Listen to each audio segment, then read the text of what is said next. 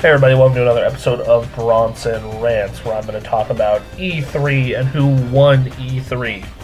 And I know every year we give out our grades right after the press conferences, and I always feel a little rushed with those. Like, it's very knee-jerk reaction. Like, whatever your knee-jerk reaction after the press conference, that's typically your grade. Like, oh, it was great! Like, I came out of Sony being like, holy fucking shit, Batman, what more do you want? And now that I'm a little more grounded, I can kind of pull it back and be like, okay, maybe that wasn't the greatest thing in the world. And then vice versa, I can look at someone like Nintendo and say, yeah, that was surprisingly better than I thought it was. Splatoon actually looks kind of cool. And this was an abnormally good E3 for everyone. Nintendo, Sony, Microsoft, every publisher, in big or small, it seemed everyone just did everything right, and there was something for everyone. So I'm here to give my personal, who I think won E3. And the number one winner, I think, of the whole thing was you. Yes, you watching this. Chances are, if you're watching this, you are a gamer and a gaming enthusiast. And that's who I think won E3. And the reason I say that is because it was perfect. It seemed to have, like I said, something for everyone. If you are an adult and you like a more mature gaming style, Metal Gear 5, Batman, those are going to be there for you. You're younger, you have kids, Dance Central, Mario, Smash, they're all going to be there. Zelda, Pokemon. You're a Microsoft fan, the Halo Collection, Dance Central, Fable, Forza, all of Microsoft's big IP. Crackdown's coming back, Phantom Dust is coming back, and a new IP in Scalebound. You a Sony fan, they revealed Little Big Planet, the new Bloodborne. That new Bloodborne game looks really cool. A new Suda 51 game, Metal Gear, Batman, and Uncharted. Uncharted was finally showed off. You're a Nintendo fan, Smash, Bayonetta, Xenoblade, Yoshi, all look fantastic. Yoshi, I just want to hug it and never let go. And I hate fucking Yoshi. So when I say that, it means something. And even from, you think about a business practice end, it was really consumer friendly. Nintendo showed gameplay. In fact, most of what people showed, except the stuff that's not coming out till the end of next year, 2015, was gameplay. We got to see so much gameplay, especially of Nintendo. If you were not on the show floor, Nintendo was live streaming gameplay of all their games the entire time. And Nintendo, most of their stuff, except Pokemon, was on the show floor and playable.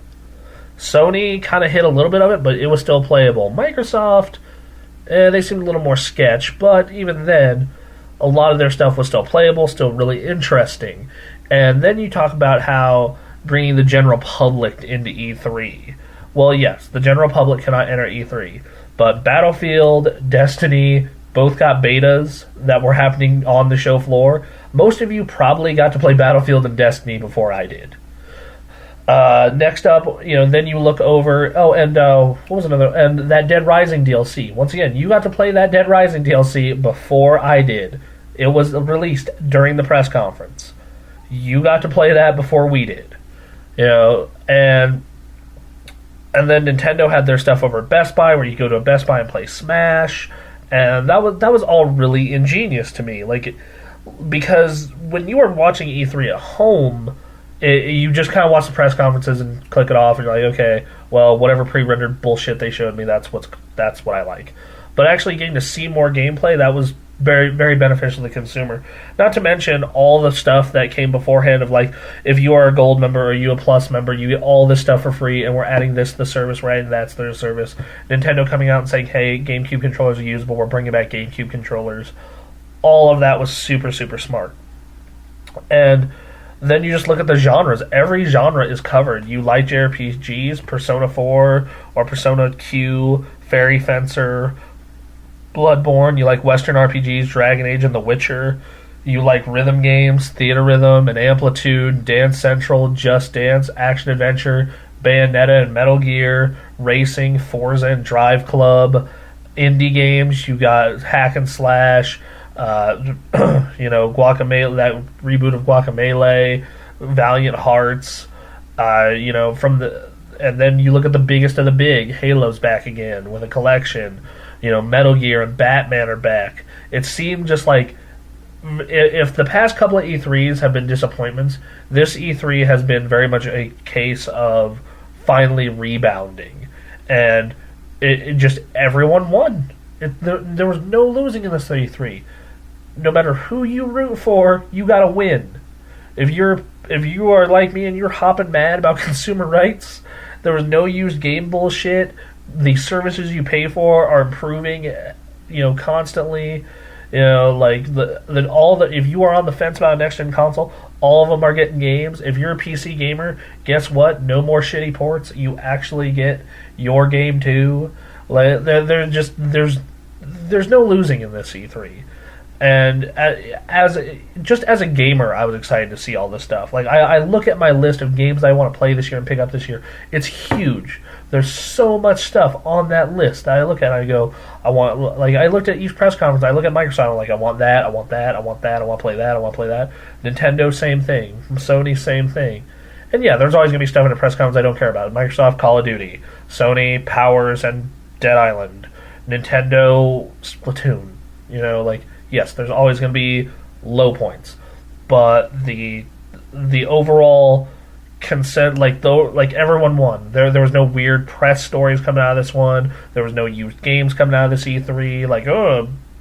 Used games, those are bad. Or man, Microsoft's still jewing people with Xbox Live. Or oh man, so and so didn't make a bunch of money off their last game. That sucks. They're not going to do another one.